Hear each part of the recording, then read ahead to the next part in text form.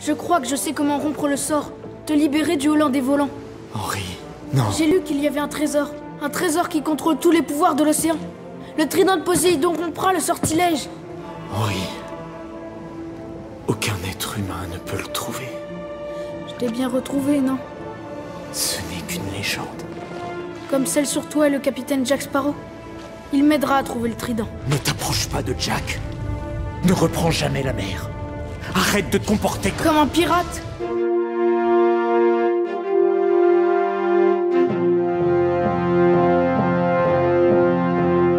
Hello there.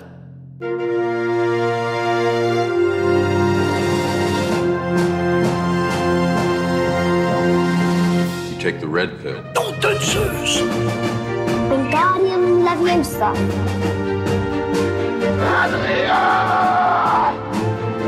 You're précieux. Get away from her, you bitch! What? Too close. Hasta la vista, baby. Oyez, oyez, capitaine abandonné, et bienvenue dans La Saga, le podcast qui analyse toutes les sagas du cinéma, un film à la fois. Je suis Sofiane Yarit-Kassi, et cette semaine, avec mes invités, on va vous parler de Pirates des Caraïbes 5, La vengeance de Salazar. Je commence toujours mes épisodes d'une manière où on ne peut pas deviner que je suis dépressif. C'est vrai. C'est vrai, non? Alors, on n'a rien vu. Pour m'accompagner cette semaine, ils sont derrière les podcasts Rien que d'y penser et Flan Foll Animé, où ils parlent respectivement de Disney et de films d'animation. Et ils m'avaient invité il y a bien des lunes pour parler de Marvel et de Spider-Man quand j'étais encore dans ma période teenager. C'est-à-dire quand j'avais 32 ans. Bien sûr, comme de tous.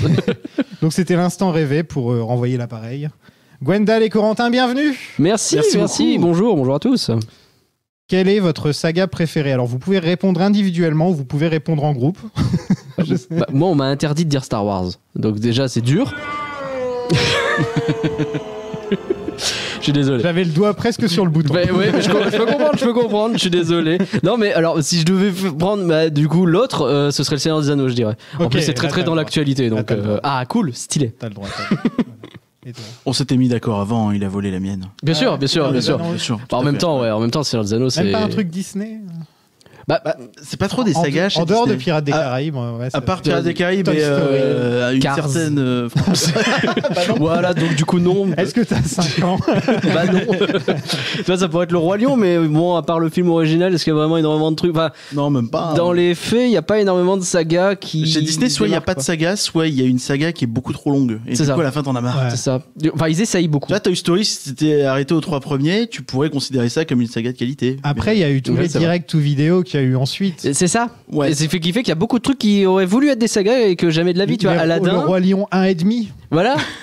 En vrai, il est même pas si pire. Mais tu vois, en plus, regarde, il est pas mal. Aladdin, le retour de Jafar et les voleurs. Les voleurs. Mais c'est nul. Mais ça avait marché, ça, à l'époque. Bah ouais. Et puis moi, j'étais gosse, j'adorais le retour de Jafar en plus. On avait tous acheté la cassette. C'est pour ça qu'ils les avaient fait en fait. C'est parce qu'ils avaient étiolé le filon des cassettes des vieux films qui ressortaient.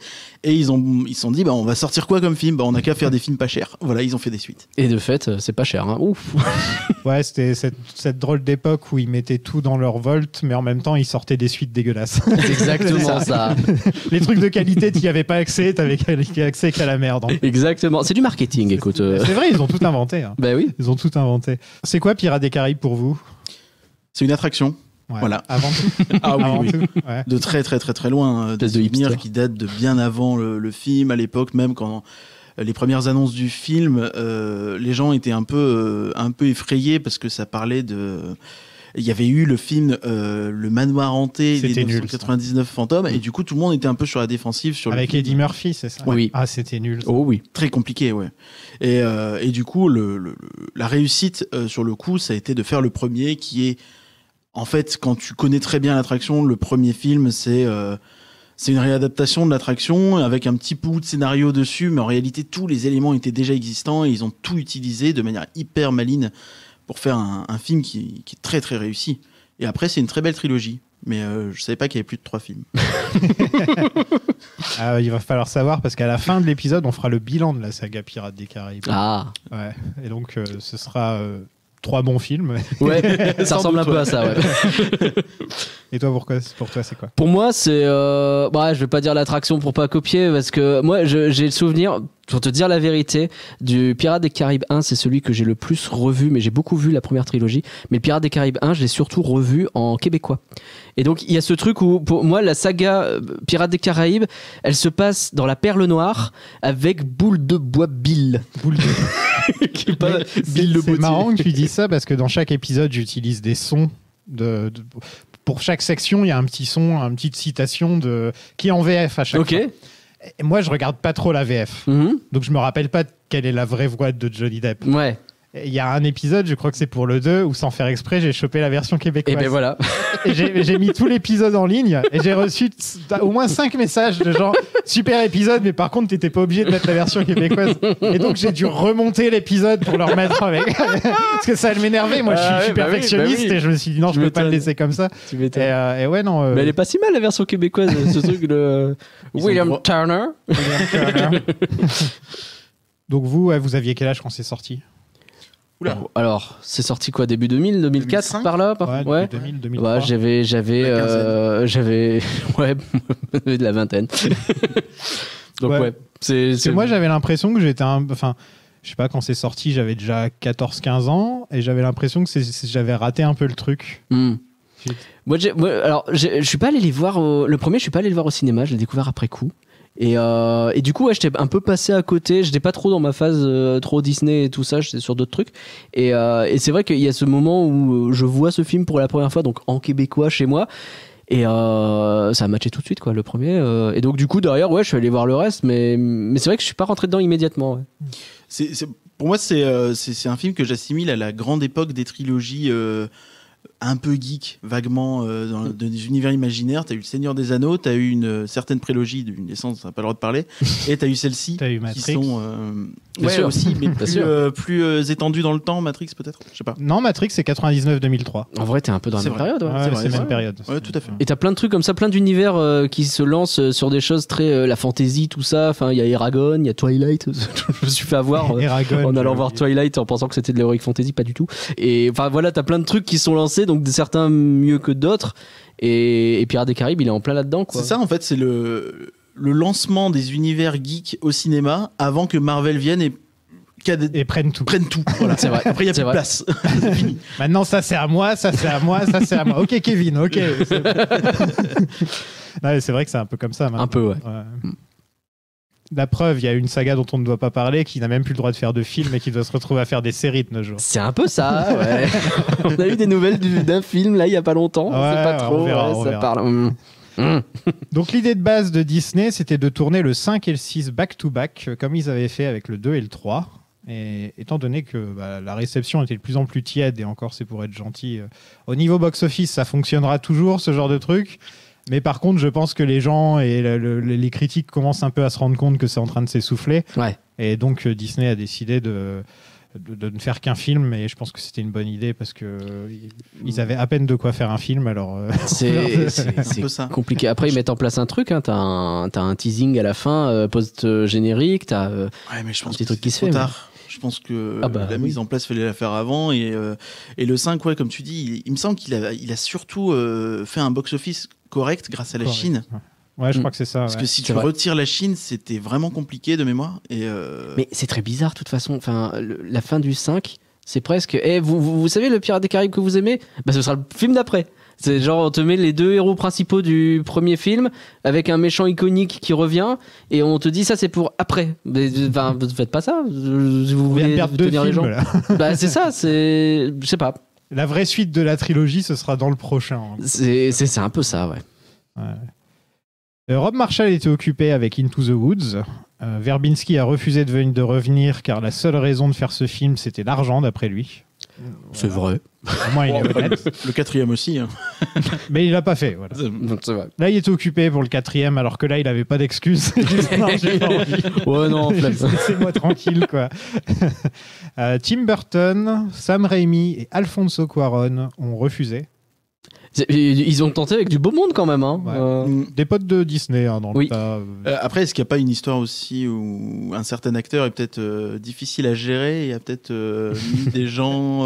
Est-ce que Burton est quand même son pote? Burton, ouais, Burton. Je crois que quand même, j'ai jamais entendu de clash ou quoi que ce soit avec Burton en tout cas. Ouais, ils bossent bien ensemble. Ouais, enfin, ils bossent bien. Bon. Ils bossent ensemble. Voilà. Ils bossent ensemble. Ed Wood reste un de mes films préférés, bien par sûr. exemple, tu vois. Je suis un peu moins fan de. C'était Alice au Pays des Merveilles. Ouais. Non, c'était pas Burton qui avait fait. Alors le 2, il l'a pas fait, il a fait le 1. Ouais. Mais cas, c'est son univers le 2. Mais même le 1, c'était pas. Pas ouf. Ouais, voilà. Pas ouf. Il se dit qu'il a pas fait, il a eu beaucoup de décisions qu'il a dû assumer, qu'il n'a pas voulu de producteur et tout ça sur ce film. Et c'était cette époque où Johnny Depp mettait un chapeau et il pensait que ça y est, c'était un personnage différent. Bah oui, totalement. J'ai changé de maquillage, c'est bien. Et c'est vrai que c'est toujours des chapeaux. Hein. C'était vraiment son truc dans Charlie et la chocolaterie. Vraiment, c'était les chapeaux. Exactement ça. Et au final, c'est un duo de réalisateurs norvégiens nommés Joachim Ronning et Espen Sandberg qui obtiennent le rôle.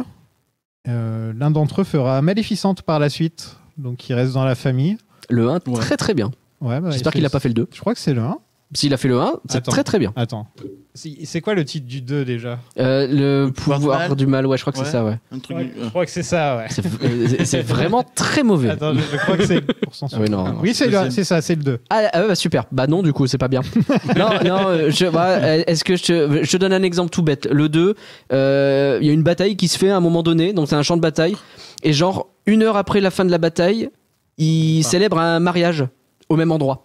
Il y a limite encore les corps gisant au sol et c'est happy end, mariage avec entre les deux factions. C'est la fin de Man of Steel. La grande réconciliation sur le cadavre encore fumant des gens qui sont. C'est génial. C'est incroyable. Il y a un nombre de. Les personnages sont bêtes à manger du foin, c'est terrible. C'est comme dans Man of Steel quand il y a la ville qui est effondrée et Loïs et Clark qui se roulent des pelles en volant. Alors qu'il y a des morts partout. On a gagné ou pas? C'est nous les boss. Elle est trop belle cette scène.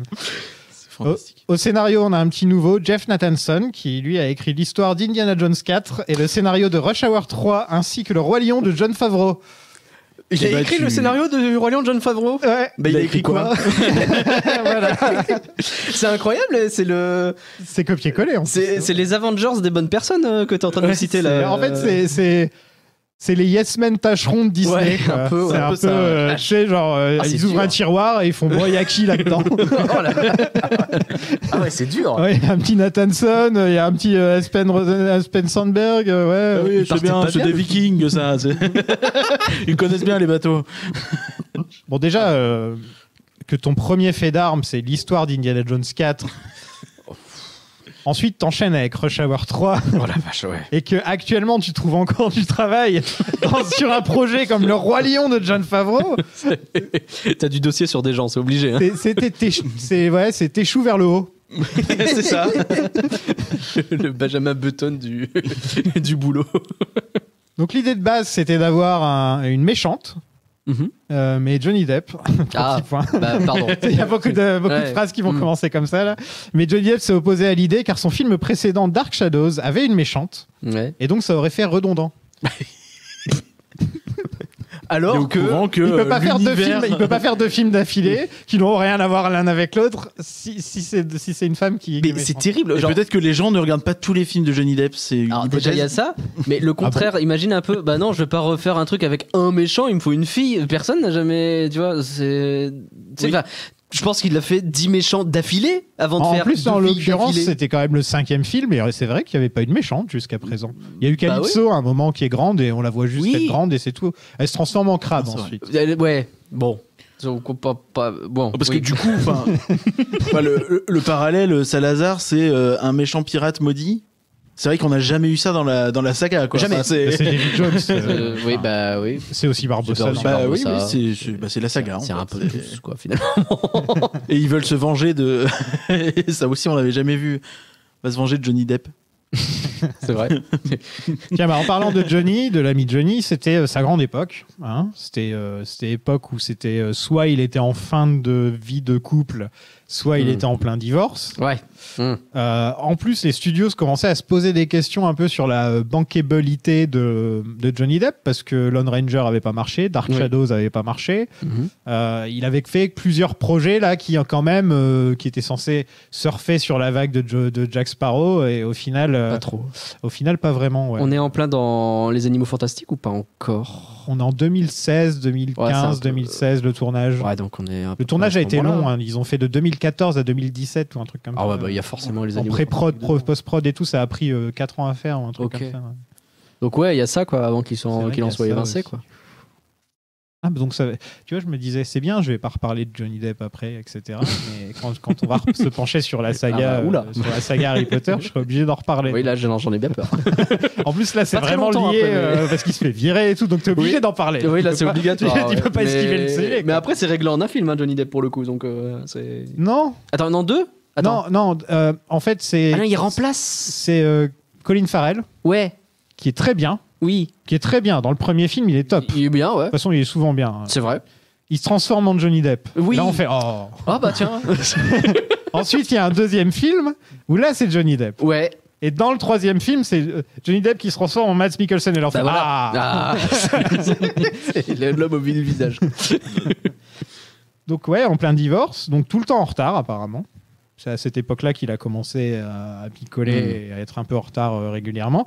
Le tournage était quasiment tout le temps arrêté à cause de lui, à tel point qu'une assistante a été engagée juste pour rester devant chez lui et annoncer au crew quand il était réveillé et que la lumière s'allumait. Bah c'est bon, il est levé. Genre, elle devait attendre 5 heures devant chez lui. Incroyable. Incroyable. Des millions de dollars. Hein. Il a été payé 55 millions au film d'avant.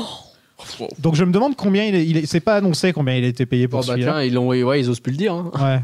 J'ai pas trouvé d'informations, peut-être que quelqu'un me le dira. Mais c'est quand même 55 sur le film d'avant, donc ça veut dire qu'il doit toucher quand même un bon petit chèque pour eux. Ouais, je pense que ça va. Hein. Oui. Il est pas à plaindre. C'est aussi à cette époque-là qu'il s'est cassé le doigt. On sait pas comment. Ah oui, il y a eu toute cette histoire. On sait pas si c'est à cause d'elle, à cause de lui, blablabla. Allez chercher sur internet, ne faites pas chier. Autre sujet. Pas de problème, nous. Bail sombre. Et c'est aussi à cette époque-là où ils avaient ramené leurs chiens en Australie et que l'Australie avait dit que ces chiens-là étaient interdits en Australie. Et donc ils sont passés devant le tribunal, etc. pour sauver leurs chiens. Je me rappelle qu'il y avait donc toute une histoire comme ça. Bref, donc un tournage plutôt compliqué pour Disney. Hein, plutôt, et sa star aussi, visiblement. Qui couperont les ponts après. Hein. Ah bah là, il n'y a plus rien. Je crois que Disney l'a viré au moment où il y a eu... quand Amber Heard a sorti sa lettre ouverte dans les journaux, je crois qu'ils l'ont viré. Et Johnny Depp a dit « Ah, ils m'ont viré avant qu'il y ait eu procès, donc moi je reviendrai jamais. » C'est ça. Après, de fait, comme je pense que vu le succès tout relatif du 5e, je suis même pas sûr que ce soit vraiment forcément lié à cette histoire-là et que de toute façon, il avait un cachet tellement énorme que tu te poses la question de est-ce que ça vaut le coup de continuer comme ça alors qu'on voit qu'on est sur une pente descendante. Ouais.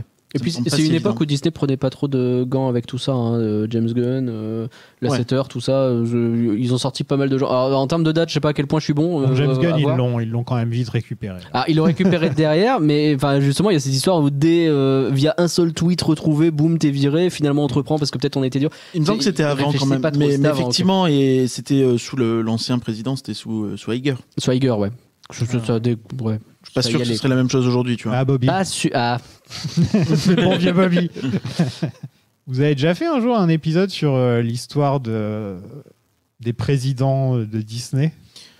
Il faut qu'on fasse un jour. Vous pourrez faire un truc en plusieurs parties. C'est ça, en fait. Mais ça demande un taf de fou pour être vraiment calé, être sûr de rien louper. Et, absolument énorme. Parce qu'il y a beaucoup de choses à dire. T'as un bouquin énorme qui s'appelle Disney War. En français, je sais plus. Le Royaume Enchanté. Le Royaume Enchanté, ouais. Qui parle de Eisner, donc le président qui était là dans les années. De 85 à 2005, en gros. Voilà. Et qui a amené Disney au Panthéon avec le Roi Lion, machin, Aladdin, tout ça. Avec le rachat des parcs, Disneyland Paris, finalement, c'est lui aussi. Et qui a mis un Bronx pas possible dans les années suivantes et qui a mené Disney dans sa pire période coup sur coup, quoi. Le meilleur et le pire en un seul homme. Rien que ça, il y a 5 podcasts à faire, quoi. C'est incroyable. Cette histoire, elle est incroyable. C'est très compliqué, effectivement. Ouais, il y aura aussi un truc à dire sur le mec qui est allé voir Johnny Depp pour lui dire ouais, on te fait confiance et tout, parce que c'est aussi ça qui a ouvert des millions de dollars au final avec Pirates des Caraïbes, cette idée de tout mettre sur un acteur qui n'était pas non plus super, c'était une star mais pas non plus une star qui a ramené du monde dans les cinémas.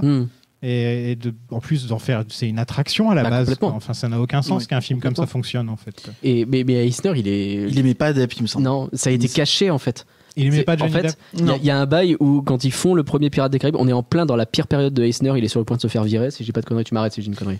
C'est un peu avant, mais c'était déjà largement la pente descendante. En gros, complètement le bazar. Si on fait un peu un schéma, chez Disney, tout va bien pour Eisner de 85 à 95 et à partir de là, tout commence à s'effondrer un petit peu au fur et à mesure.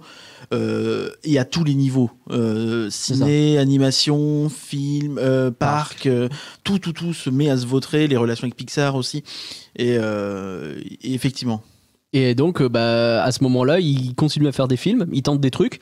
Et comme Eisner, il prend des décisions débiles constamment, les mecs cachent un peu le fait que Johnny Depp, il a un peu un style où on a l'impression qu'il est bourré constamment des fois il l'est peut-être pendant le tournage, et c'est un peu mis sous le tapis ce truc. C'est non mais t'inquiète, on gère. Votre film de pirate, il est gentil là. Ouais, il est gentil, ouais. Et il me semble qu'il trouvait aussi Depp trop efféminé. Oui, il y avait donc ça aussi. Un relent un peu de probablement d'homophobie ou je sais pas quoi. Tant qu'à faire, ouais. Mais oui, non, c'est compliqué. Depp, en fait, il a pas l'image du pirate classique. Il a, il a du maquillage sur les yeux, il a des cheveux longs, il porte des bijoux, il a des bagues. Mais le mec disait, si Eisner il voit que le mec il a du maquillage, c'est mort, quoi. Ça passera jamais, quoi. Donc c'était bien planqué. Il est très rockstar, enfin. C'est ça. Et en fait, c'est surtout qu'Eisner faisait confiance à Bruckheimer. Et avec les Armageddon, puis aussi avec Pearl Harbor, il me semble que c'est Bruckheimer aussi. Et c'est ça en fait qui a fait que il a eu un peu plus de liberté et qu'il était un peu plus dans son coin pour développer ça, quoi. Ouais, il ramène de l'argent, lui. Et après Pirates des Caraïbes, tu dis c'est une attraction, ouais, mais aux US, c'est pas pareil, quoi. Enfin, vraiment, c'est quelque chose de très important. Les deux attractions qu'ils avaient adaptées à cette époque-là, c'est des trucs qui sont vraiment important dans la culture populaire à l'époque. Comme It's a Small World. Ouais, mais l'autre c'était le manoir hanté. Le manoir hanté, enfin c'est les trois pour moi, c'est un peu, c'est ces trois-là. Ouais, probablement, ouais. Voilà, donc maintenant je parlerai plus jamais de Johnny Depp, on passe. Cool. Un budget entre 230 millions et 320 millions, ça dépend à qui vous demandez. C'est énorme. C'est énorme. C'est beaucoup moins que celui d'avant. Puisque celui d'avant, c'est le film le plus cher de tous les temps encore aujourd'hui. Encore aujourd'hui ? Ouais. Oh la vache. Le 4. Je ne sais pas pourquoi Disney a décidé de mettre autant d'argent dans ces films-là. Et je pense que les 55 millions qu'ils doivent payer à un seul acteur ne doivent pas vraiment aider. Oui, ça fait déjà une bonne part, quoi. Et les autres, c'est pas des petits. Enfin, Orlando Bloom, il était pas dans le 4, Orlando Bloom. C'est vrai. Mais ouais, enfin, c'est la part cachée du budget de ces films, ça doit être colossal, quoi. Et puis il y a une grosse production value déjà de base. Enfin, c'est quand tu vois les costumes, les décors, les machins. Enfin, ça pue le pognon. Des vrais bateaux. Bah ouais. Et puis ils vont sur place pour filmer. Ils vont dans les Caraïbes, ils vont en Australie, ils vont filmer une scène à Londres. Ils vont juste tout le crew va à Londres pour une scène pour Keira Knightley. Pour avoir Keira Knightley qui filmait à Londres en même temps. Et quand t'as autant d'argent que tu peux te permettre ce genre de truc. Et c'est ça qui est terrible, c'est l'inverse de la philosophie d'Eisner qui veut toujours des films qui coûtent pas cher et qui rapportent beaucoup. Bah là c'était plus son époque du coup, mais ouais, je pense que par la suite non, mais sur le premier déjà mine de rien c'est. Le premier il coûte pas si cher que ça. Okay. Mais Disney n'hésite pas à sortir le chèque de toute façon. Non, mais de toute façon aujourd'hui Disney un film à moins de 200 millions, c'est un film indépendant. C'est ce que je dis tout le temps, tous les films Marvel coûtent entre 200 et 250. C'est soit toujours 200, soit 250. C'est jamais plus ou moins. C'est toujours genre les films d'animation, c'est pareil. C'est toujours dans ces zones-là, chez Disney. C'est très rare que ce soit moins des 150. C'est le chèque réglementaire, voilà. Et je vous tiens, vous êtes des spécialistes d'animation. C'est quoi pour vous la plus grande saga d'animation ? Et pour moi, il faut que ce soit sorti au cinéma. Oh, la plus grande saga d'animation. C'est vrai que on parle pas souvent d'animation. On a fait que Toy Story ici. Qui pourrait déjà être cité parce que ça lance Pixar et c'est une quadrilogie qui a rapporté énormément de pognon, même si le 4, bon, bof. En réalité, je pense qu'il y a quelque chose à dire sur Shrek. Et j'aime pas Shrek. Je m'attendais pas à ça. Mais en réalité, si tu réfléchis, c'est quand même le truc qui a vraiment lancé DreamWorks dans. Même époque, ouais. Ça a lancé DreamWorks dans une dimension vraiment différente. Et on en parle souvent dans Flan, mais c'est le premier Oscar film d'animation. Ils ont créé l'Oscar du film d'animation l'année où c'est Shrek. Alors pas pour Shrek, mais l'année où ils le font. Shrek, c'était tellement bien qu'ils ont créé. C'est Shrek qui remporte le premier et DreamWorks en a remporté que 2 d'ailleurs. Ils ont remporté Shrek et voilà, c'est Gromit. Shrek, c'est vraiment un coup de. On parodie des trucs et au bout d'un moment, on devient le truc qu'on parodie. Oui, c'est vrai. Dans le 3 et le 4, c'est genre vraiment un conte de fées. Pas drôle. En fait, c'est devenu ce que ça parodie. C'est exactement ça. Ok, Shrek, j'y avais pas pensé. Ok.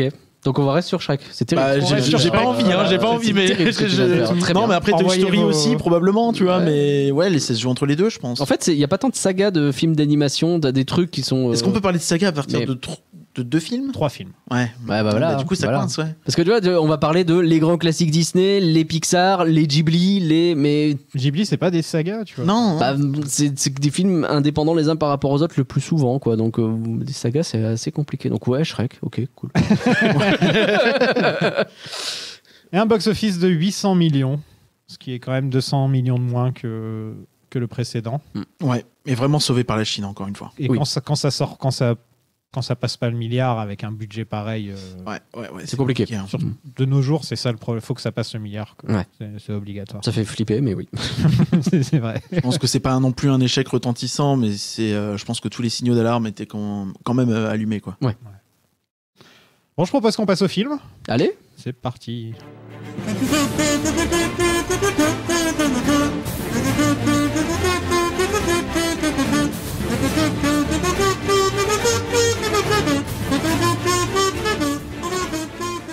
13 ans après les événements du 3e film, le jeune Will Turner Jr. part en mission pour trouver un moyen de sauver son père, toujours prisonnier du Hollandais volant. Et il pense que le trident de Poséidon peut le sauver. » Donc on commence... j'ai du mal à me mettre... à trouver... Enfin, faudrait que j'ai la chronologie de ces films un jour devant les yeux, tu vois.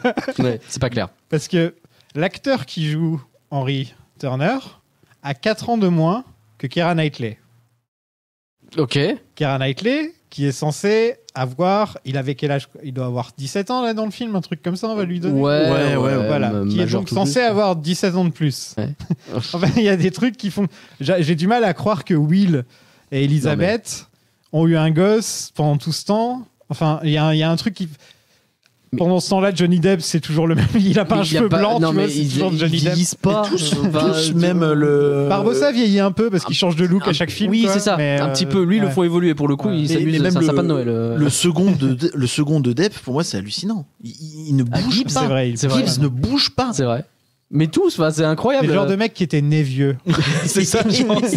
En plus, c'est des pirates. Je pense pas qu'ils aient une hygiène de vie incroyable. Ouais. De maintenir jeune, tu sais, je sais pas. Non, mais ça, c'est le scorbut, ça conserve. Et 9 ans plus tard, William Turner Jr., je vais l'appeler comme ça à chaque fois, il travaille pour l'armée anglaise. Est-ce que vous l'aimez bien, le nouveau Will? C'était Kit Harington qui devait jouer le rôle. Ah ouais. Et ça a du sens quand tu réfléchis. C'est tellement du pain blanc. C'est vrai. Pas sur ma montre. C'est vraiment enfin, c'est vraiment le pur héros. C'était la même chose pour Will en même temps. Oui, c'est ça, mais après... C'est un héros de KPDP, quoi. C'est ça. Ce qui est un peu dommage, c'est de ne pas avoir essayé d'apporter quelque chose de différent et de recréer un peu le même personnage en plus jeune, quoi. Et puis Will, c'était intéressant parce qu'il évoluait. Déjà, dans le premier film, à un moment donné, mais en vrai, t'es en train de devenir pirate. Non, je suis pas pirate, je suis gentil. Puis à la fin, il finit full pirate, quoi. Et mais là, non, je le trouve lisse, quoi. Je vois à travers, tu vois. Vous auriez préféré qu'Orlando Bloom soit là pour tout le film? Je sais pas. On s'en fout d'Orlando. En fait, je pense qu'on va toucher très vite le cœur de ce problème, c'est que c'est un film qui tourne la page et en même temps qu'il la tourne jamais. Et donc... c'est un requel. C'est un peu... Ouais, c'est ça. Et du coup, qu'est-ce que tu fais On part sur des nouveaux personnages, mais on les... Enfin... c'est pas eux qui nous intéressent quand on regarde ce film. On est intéressé pourtant, par Barbossa, par Jack Sparrow qui est partout de toute façon. Et donc, moi, le nouveau, là, je m'en fous. Et pourtant, il y avait eu un événement à l'époque quand le film avait été annoncé. Ils avaient fait venir à la D23, le grand event de Disney pour les fans. Ils avaient fait venir Orlando Bloom pour dire je suis de retour dans Pirates des Caraïbes et pour créer une hype pour justement un peu contrer les critiques qui étaient moins dithyrambiques sur le 4e. Et tout ça pour finalement en faire un peu rien. Et je pense qu'ils payent vraiment sur cette franchise de jamais s'être décidé à tourner la page. Et moi, c'est mon avis, c'est que la trilogie de base est très bien et je pense qu'il y a de la place pour faire autre chose avec des pirates, mais qu'il faut vraiment tourner la page autre chose. Et reprendre ça de zéro avec des autres personnages, des autres lieux, une autre époque peut-être, je sais pas, mais vraiment prendre un nouvel élan, quoi. Bah là, ils sont bien partis, vu que c'est Margot Robbie apparemment qui sera la nouvelle pirate des Caraïbes. Ouais, ça, moi je suis chaud. Hein. La rouquine. La rouquine, ouais, c'est l'idée. Le personnage de l'attraction, c'est ça. C'est ça. Donc ouais, en fait, on en a parlé dans un épisode, c'est pour ça que je m'en souviens. Parce que sinon, vous êtes en train de crier la rouquine. La rouquine. Oui, bien sûr. Ça fait bizarre. Oui. En contexte comme ça, je fais pas non. Elle est blonde, Margot Robbie. C'est vrai.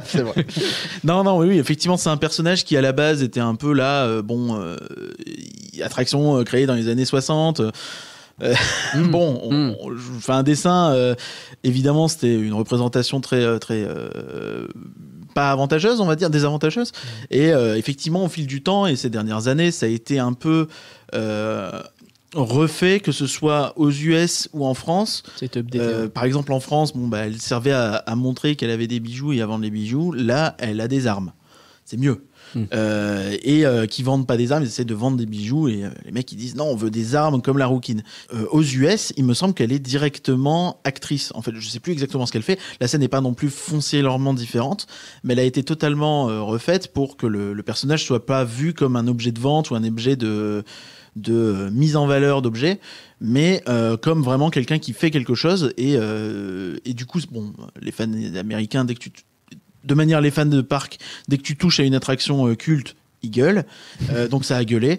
Mais dans le même temps, en fait, le personnage a aussi entretenu cette image un peu culte.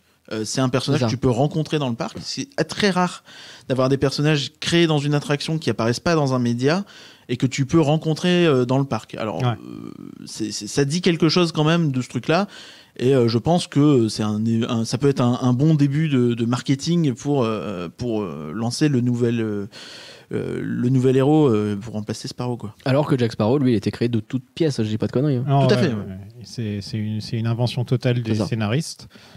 Et de Johnny Depp, on va pas se mentir aussi. C'est complètement. Mais comment ça avait été reçu quand Jack Sparrow avait été mis dans l'attraction ? Ça avait été accepté ou ça ?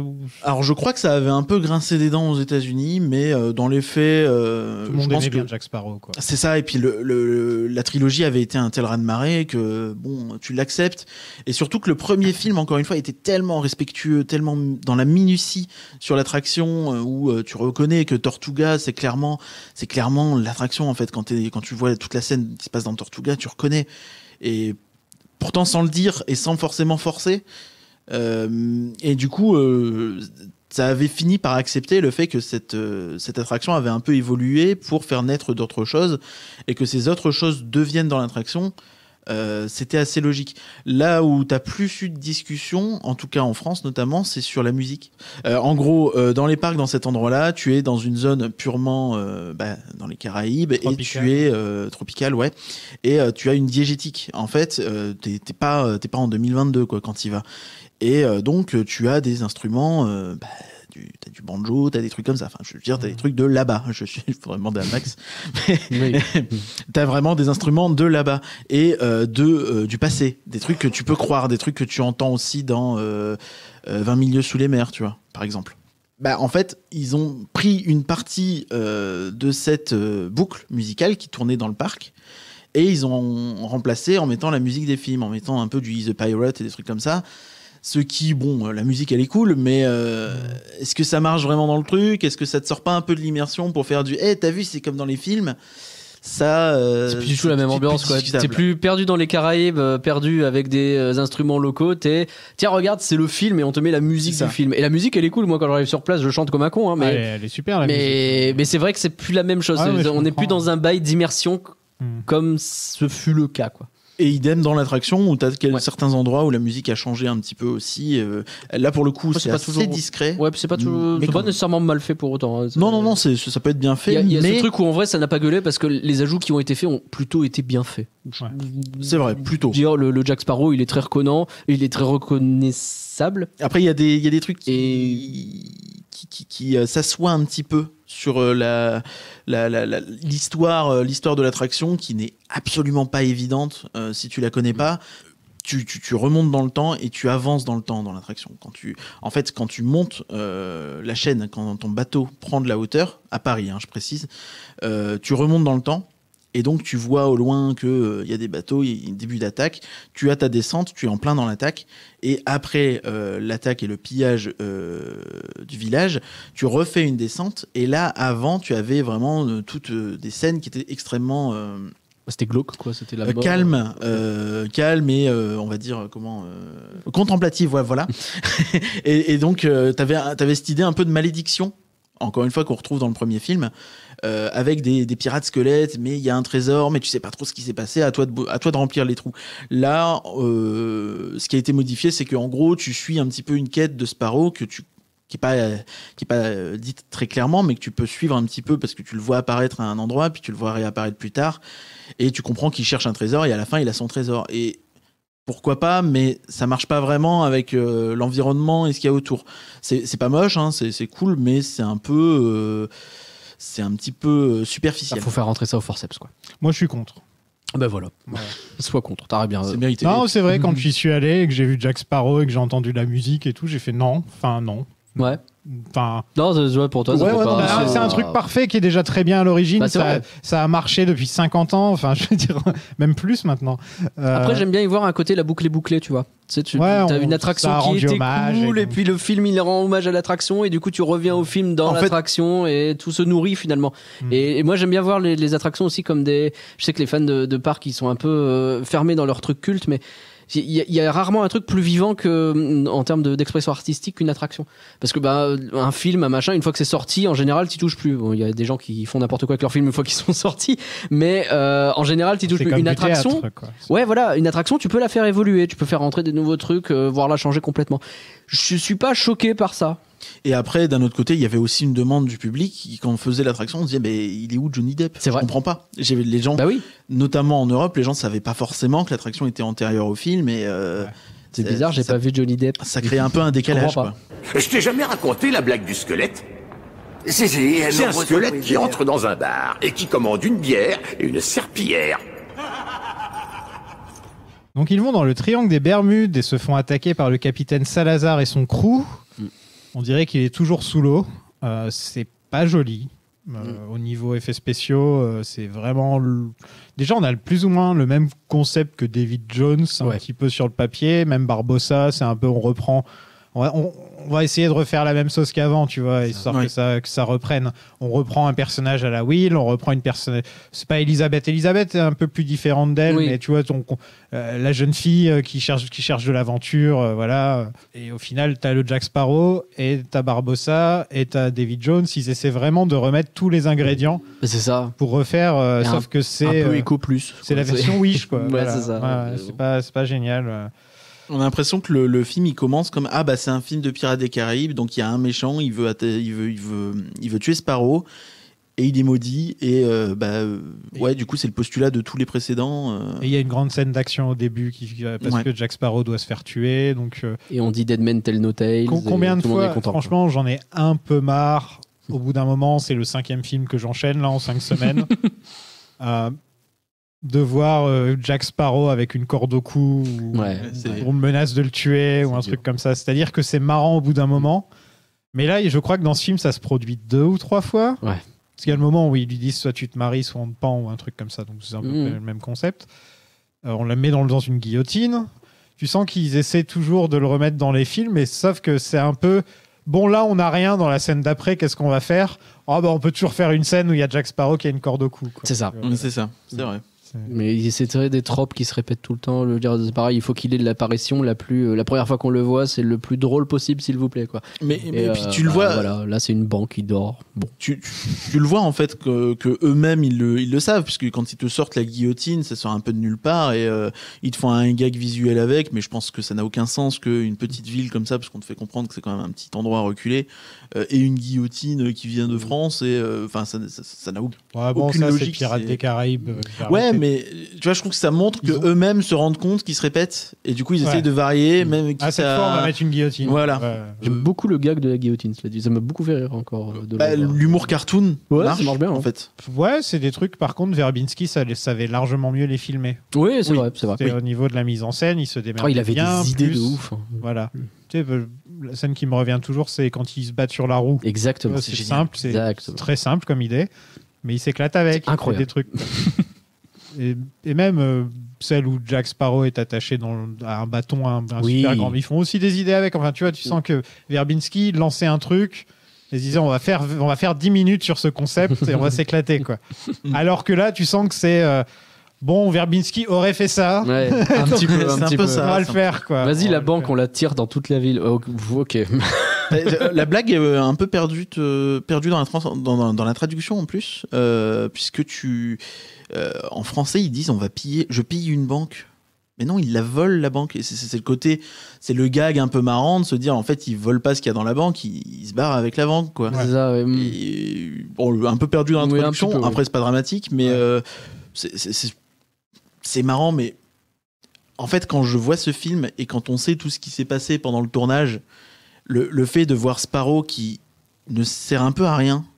C'est ça. Et qui est un peu bourré tout le temps. Il a l'air très bourré dans ce film. Oui. Dans ce film, il est en full, mais pendant tout le film, il est genre bourré. C'est peut-être le meilleur moyen de tourner, si tu vois ce que je veux dire. Mais en plus, il a été nommé aux Radio Awards dans la catégorie meilleur duo.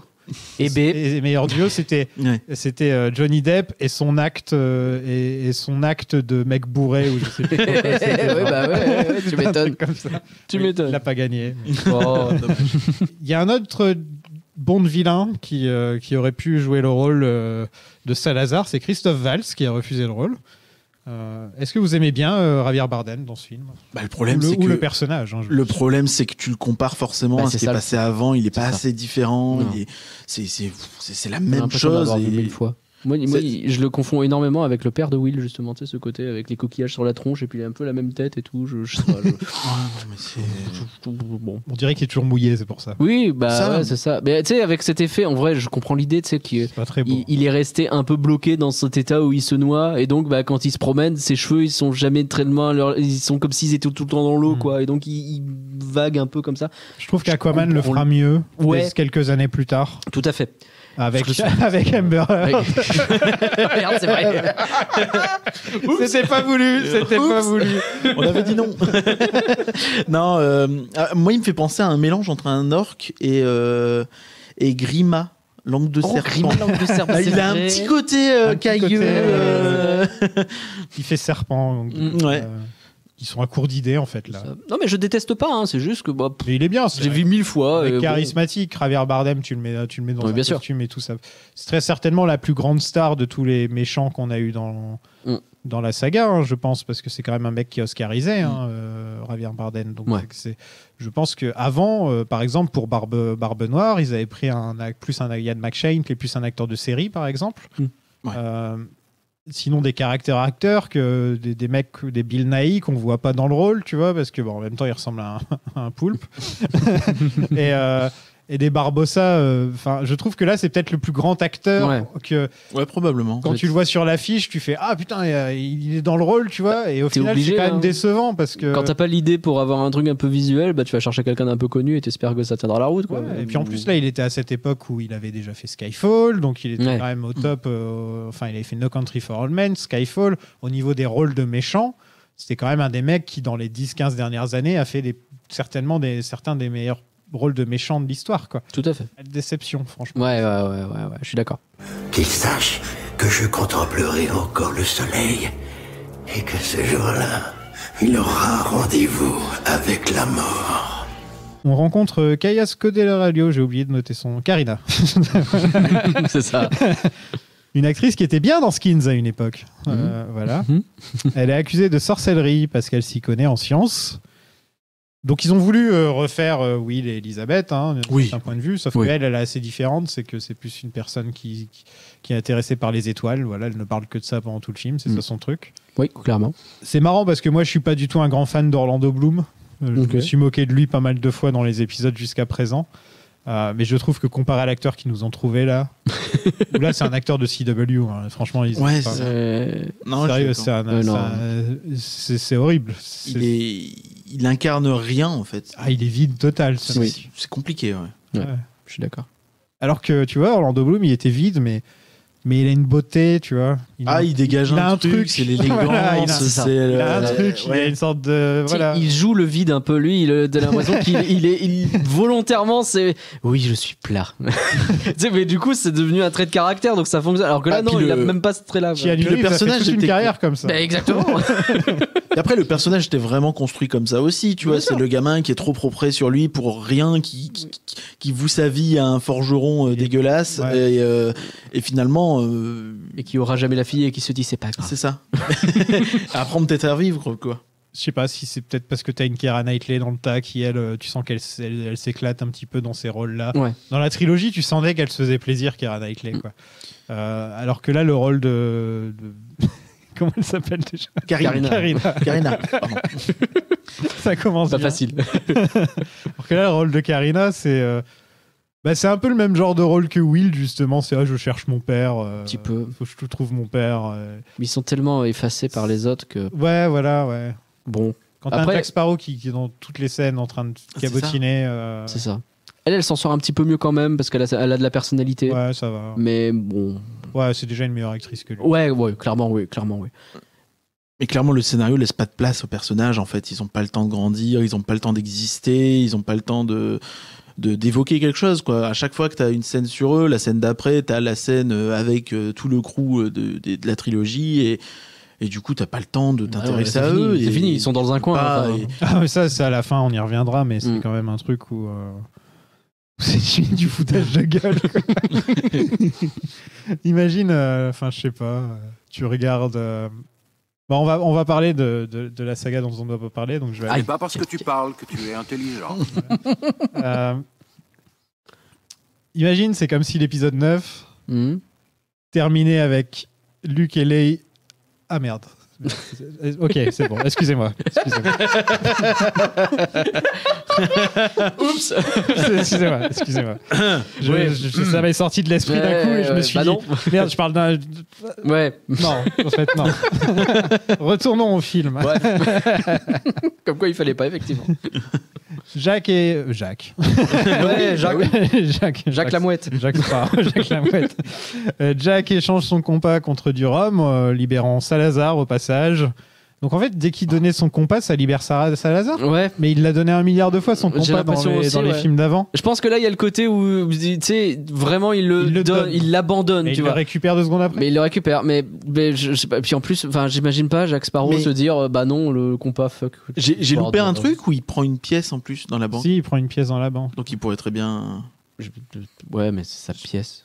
Je sais pas. Non, je sais pas. Vraiment, je sais pas.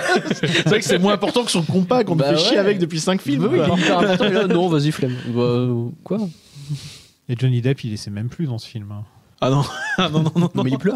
Il est parti. Tu le vois courir en mode bourré, genre mon cachet, je n'ai pas mon cachet. Alors en même temps, moi, mais à sa place, je suis désolé, mais là je critique. On me donne 55 millions pour faire une imitation de ce que je faisais avant. Bah franchement.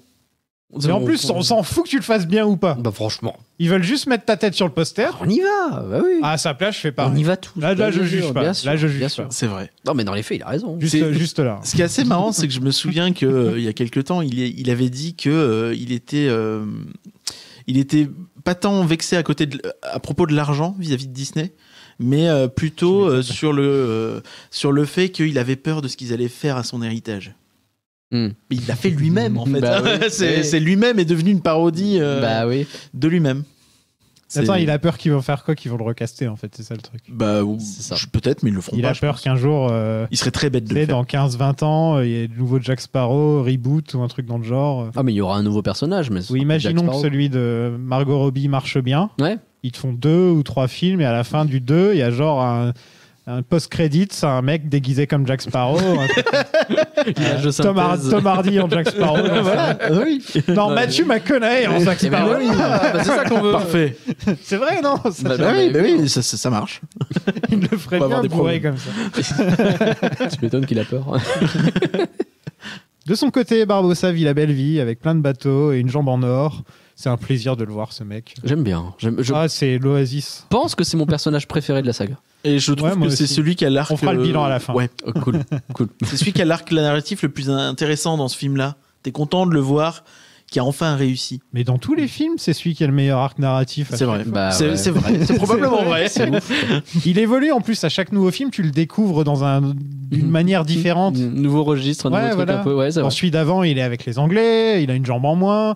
Là, dans celui-là, c'est lui qui possède les mers, quoi. Qui enfin, il est au top de son game. Il a plein de bijoux sur sa jambe de bois. Le bling bling. En plus, Jeffrey Rush, c'est un mec, tu sens qu'il adore ce rôle. Oh, il s'éclate. Oui, ça se sent grave. Ça se sent. On voit justement le contraste avec ce qu'on vient de dire, c'est assez flagrant, quoi. Oui. C'est que tu vois qu'il y a un gars, lui, il est dans son rôle, il kiffe ça, il est content d'être là. Et t'as un type qui est content d'avoir son cachet, quoi. Exactement. Il est temps de marchander avec l'au-delà. Jack va voir son oncle Paul McCartney. En gros, ils n'avaient pas eu accès à Keith Richards pour ce film. Keith Richards était occupé sûrement avec toutes les tournées qu'il fait. Et donc Johnny Depp a fait « c'est bon, je peux vous avoir quelqu'un d'autre » et il se pointe avec Paul McCartney. Sache que c'est un flex que je respecte énormément. Là, encore une fois, si je pouvais le faire, je ferais pareil. On n'a pas tous un Paul McCartney comme ça dans nos possessions, dans nos inventaires.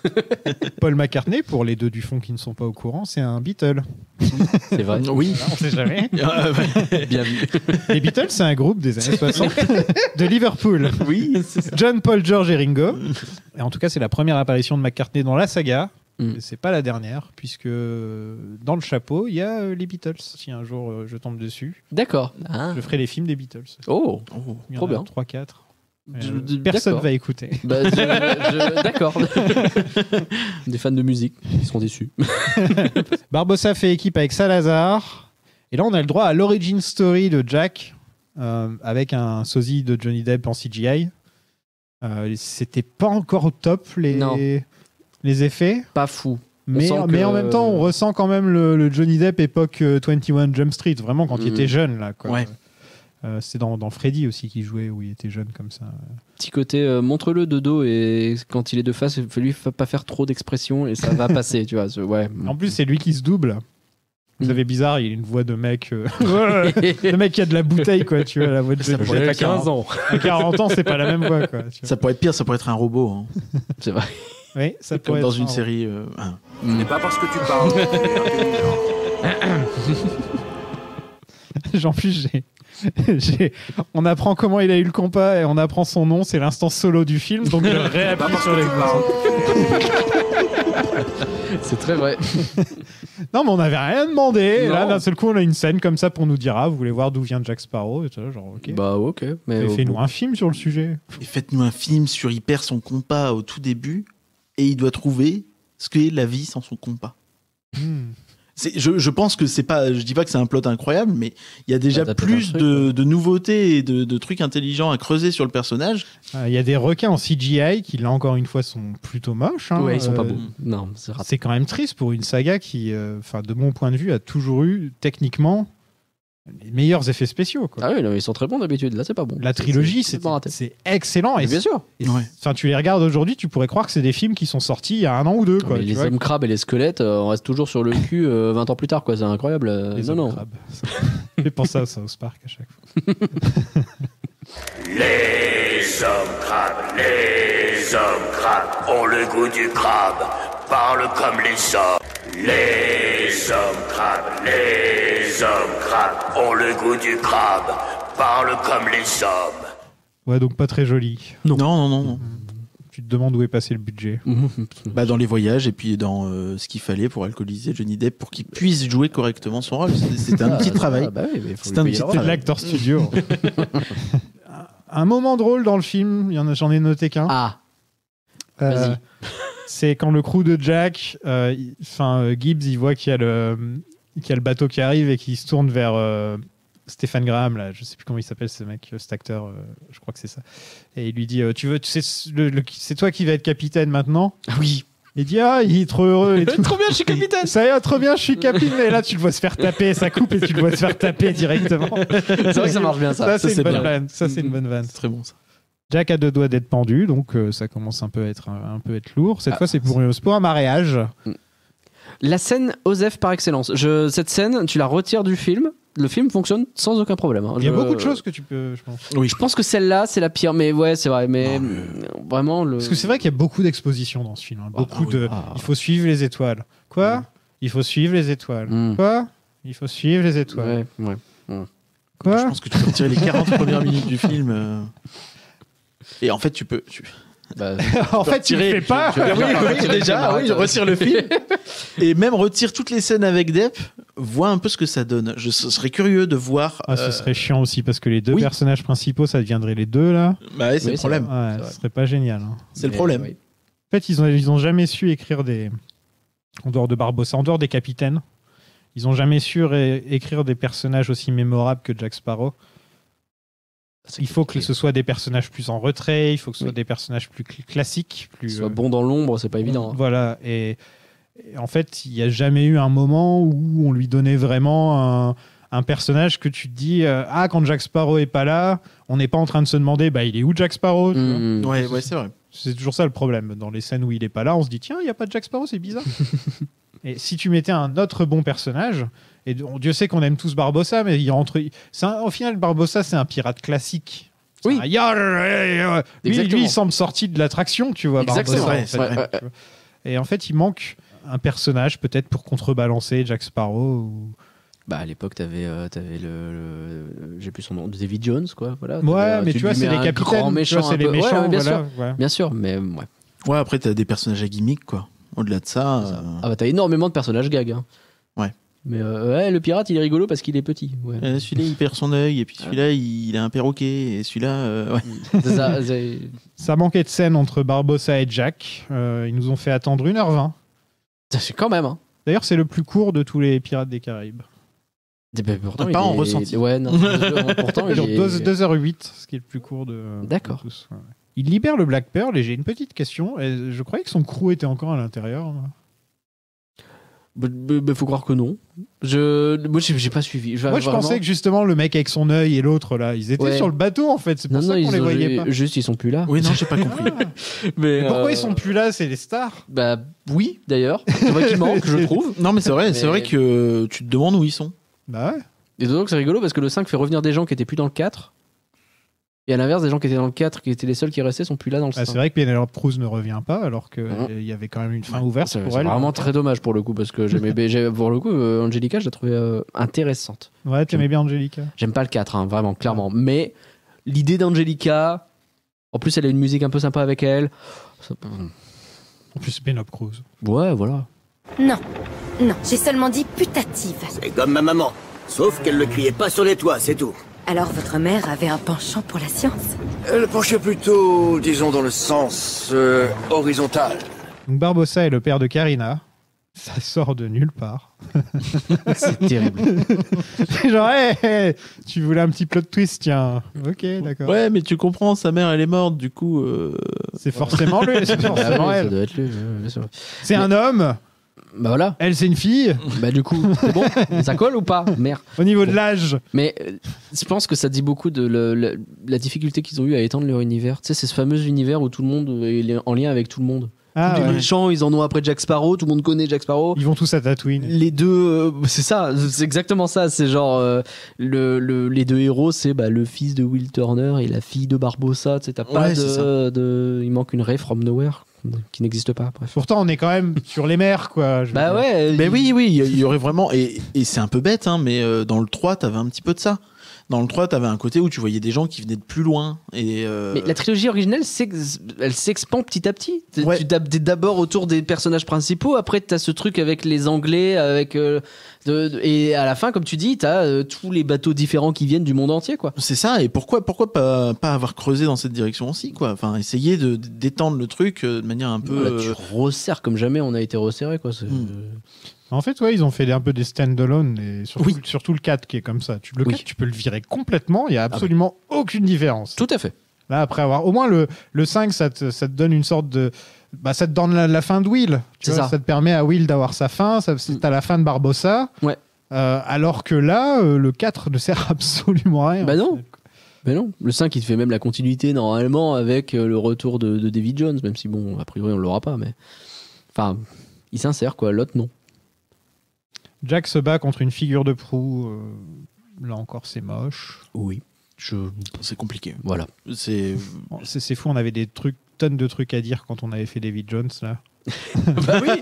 Genre, on était dithyrambiques, on était là, genre, c'est magnifique, je vais pleurer. Bon, on peut le refaire, c'est incroyable, David Jones.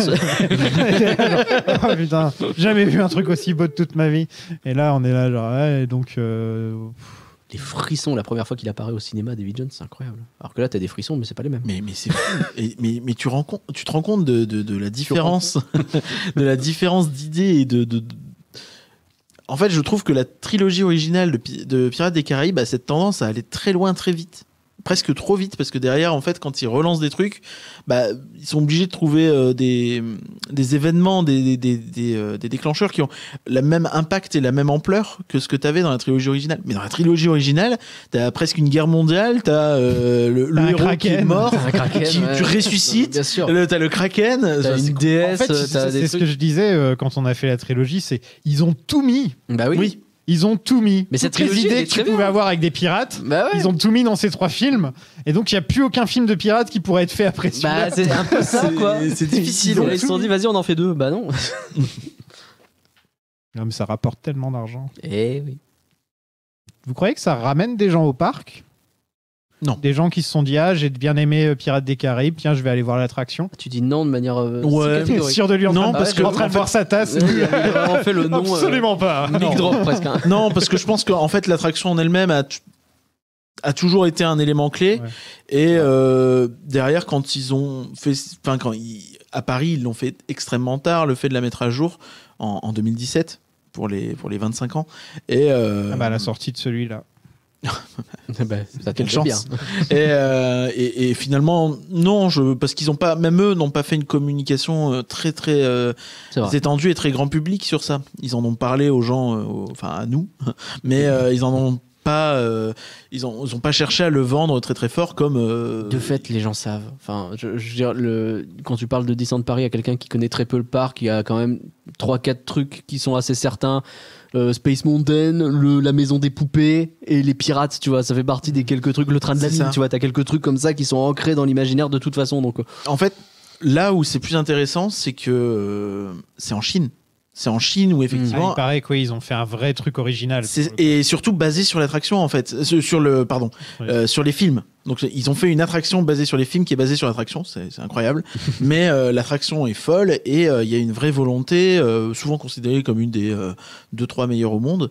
Et il y a une vraie volonté de coller aux univers. En fait, Disney se cherche un peu la légitimité qu'ils ont acquise chez nous par les Marvel, les Star Wars, tout en fait, tout ce qu'il y a dans notre pop culture, même les dessins animés. Et ce qu'on a en Chine, c'est pas le cas. En Chine, ils ont besoin de construire ça. Ils l'ont construit avec Marvel et Pirates des Caraïbes. Ce que je disais, et je pense que c'est pour ça de toute façon qu'ils en referont, c'est que le 5e a bien marché en Chine. Donc dans ce cas-là, eux, c'est leur objectif d'installer des licences là-bas. Et ils arrêteront pas, ils continueront. C'est comme Venom. En contexte, ça fait bizarre ce que je viens de dire. C'est Venom, ça cartonne en Chine. Je ne l'ai pas vu venir. Venom, ça cartonne en Chine. Et donc, la principale raison pour laquelle il y a encore des Venom qui sont faits, c'est pour la Chine. C'est pour la Chine. Oui. Donc, notre équipe trouve l'île qui brille, comme les étoiles. Oh là là. Et Salazar obtient le trident. Oh, la métaphore, t'as vu? Et ils mettent 10 minutes à comprendre qu'il faut casser le trident pour libérer tout le monde. Ils se répètent le truc 3 fois et tout. Ils sont un petit peu bêtes. Hein. Tu sais, t'as envie de hurler à ton écran. Genre, Oui. Brise-le, putain. Bah, Mais oui. tout est bête en fait. Laisse-moi sortir de cette saga, j'en peux plus. Même le fait qu'elles doivent mettre sa pierre à la con là sur le truc parce qu'il y en a que 3 sur les 4. C'est un jeu vidéo nul. On se croirait sur le tutoriel de Zelda quoi. Enfin c'est le truc, quoi. c'est ridicule. Oh. C'est Oh, il en manque un. J'ai une idée. Mais après, en fait, c'est un truc. Dans les 3 premiers, même dans le 4, ils ont expliqué que donc il y a toujours une énorme mythologie avec des vrais trucs là. Qu'il y a quand même le trident de Poséidon. Bien sûr. C'est quand même un truc qui est plutôt important. Et donc, ça fait que ça complique un peu le truc parce que tu peux pas juste faire un film.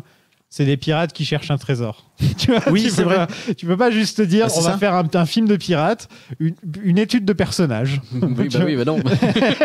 Et, Jack Sparrow tout seul sur un bateau. Ouais, pas sûr. C'est compliqué. Hein. Ce serait insupportable. Et ensuite, ils mettent 10 minutes pour monter sur l'encre. Oui. C'est interminable. Interminable. C'est vraiment interminable. C'est très long. Enfin, il n'y a pas une seule scène d'action dans le film qui m'a fait.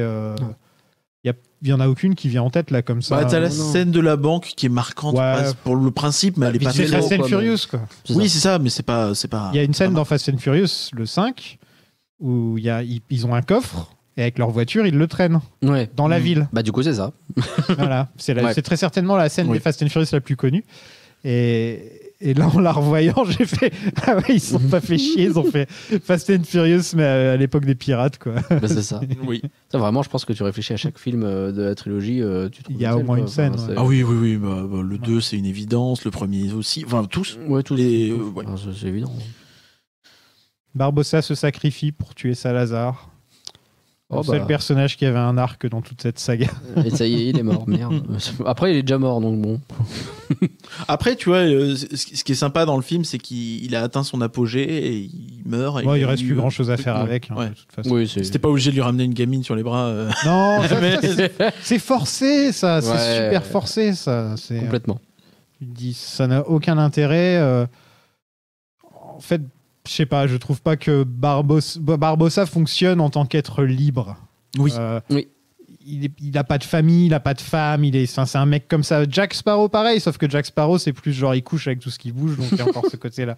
Mais Barbossa, je sais pas, moi je suis marié à la mer, quoi. Enfin, tu vois, quand je j'imagine Barbossa, je suis marié à la mer. J'imagine pas avoir eu une aventure, un flirt à une époque et que des années plus tard, sa fille revienne. C'est vrai. Ça fonctionne pas. Mais comme tu dis, c'est la même chose avec Jack Sparrow. C'est-à-dire, c'était l'arc incroyable du 1 où, d'ailleurs, ils sont embêtés avec ça parce que nos héros, c'est des pirates. Qu'est-ce qu'on fait? Ils sont méchants. Ouais, mais tu reconstruis le truc en disant qu'en fait, les pirates, c'est des gens qui aiment beaucoup la liberté et puis ils partagent des trucs et il y a plein de valeurs sociales dedans et donc ça devient les gentils finalement, les pirates. Après, il y avait un peu de ça quand même dans les pirates. Ouais, mais bien sûr. Ça dépendait des pirates, en fait. Oui, les pirates, c'est pas... presque beaucoup de décennies de piraterie. Et en fait, ça dépendait sur quoi tu tombais, quoi, tout simplement. Bien sûr. Ouais.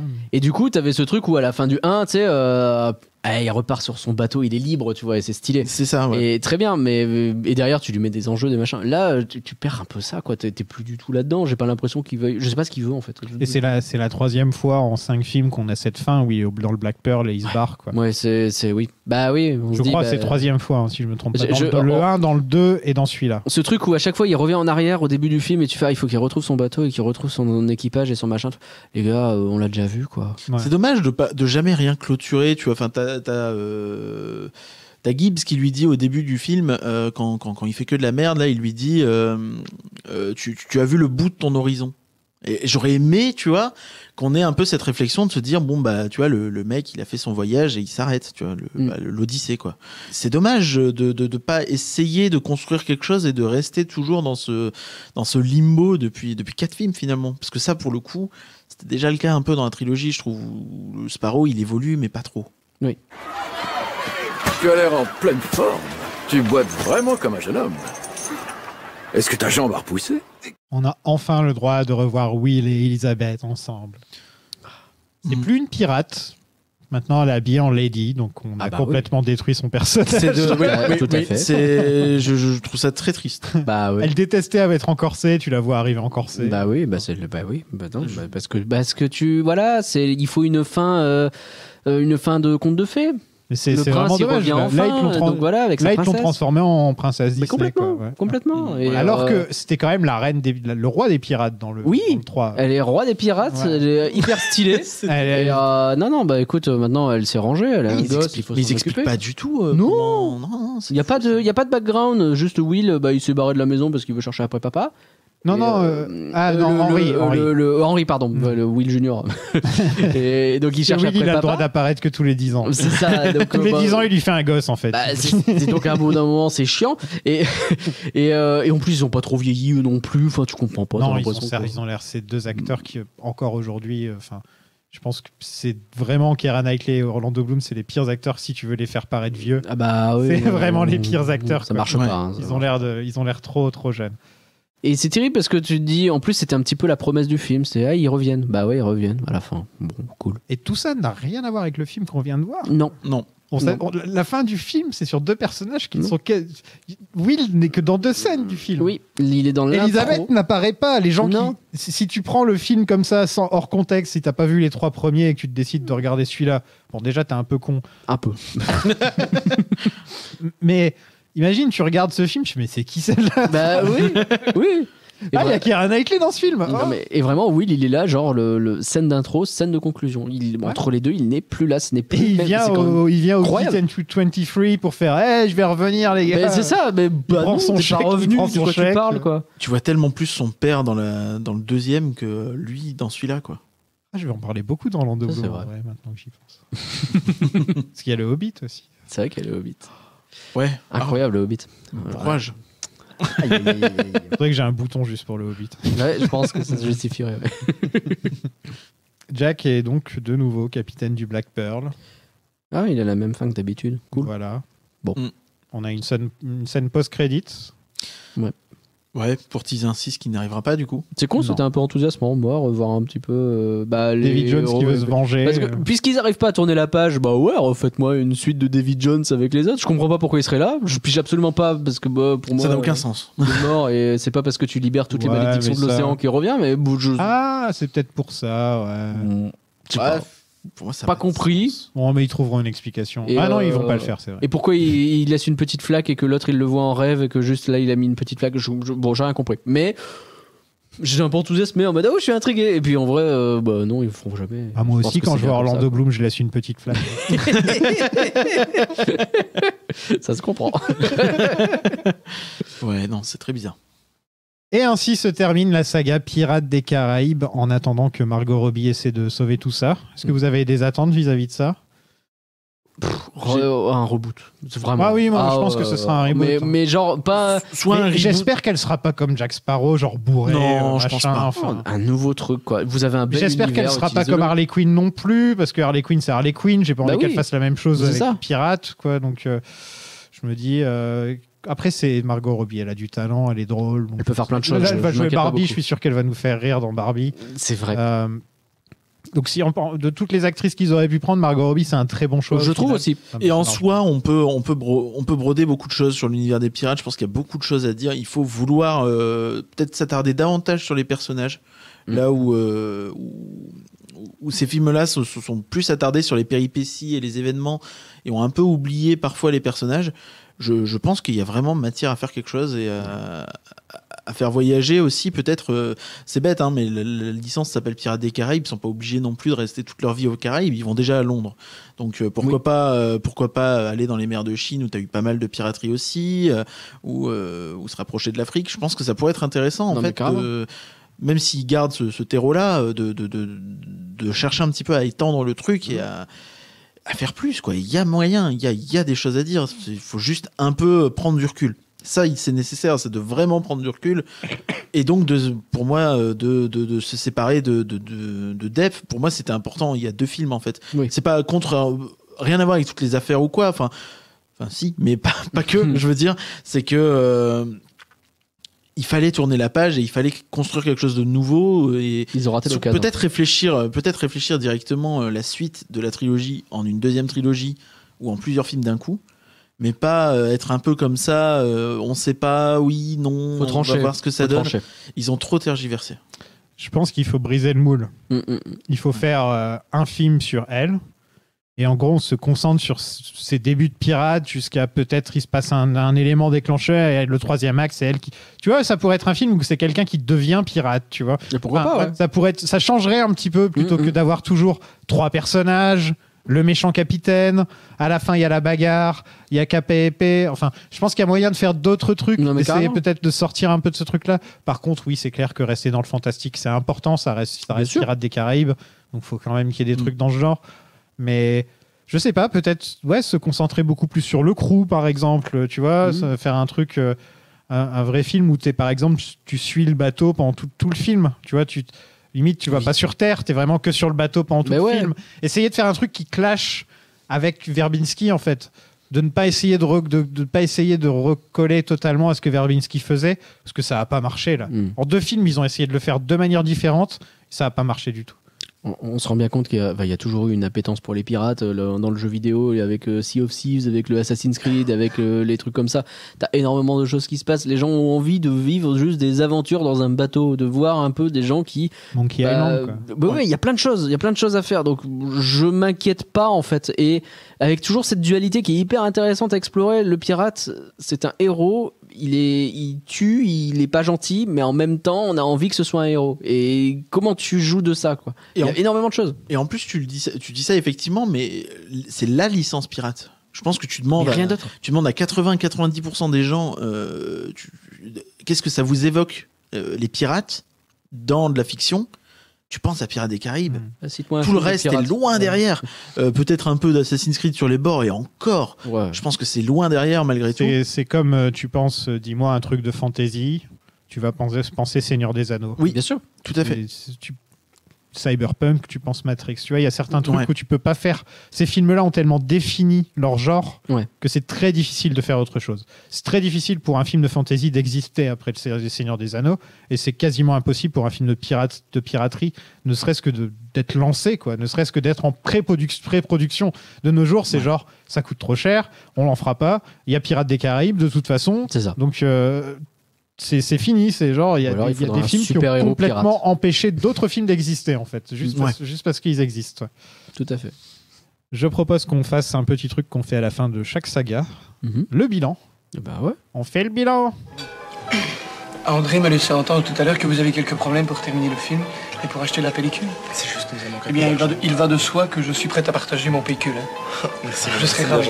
Je serai ravi. Merci beaucoup. C'est gentil. Et s'il faut faire des heures supplémentaires, on fera des heures supplémentaires.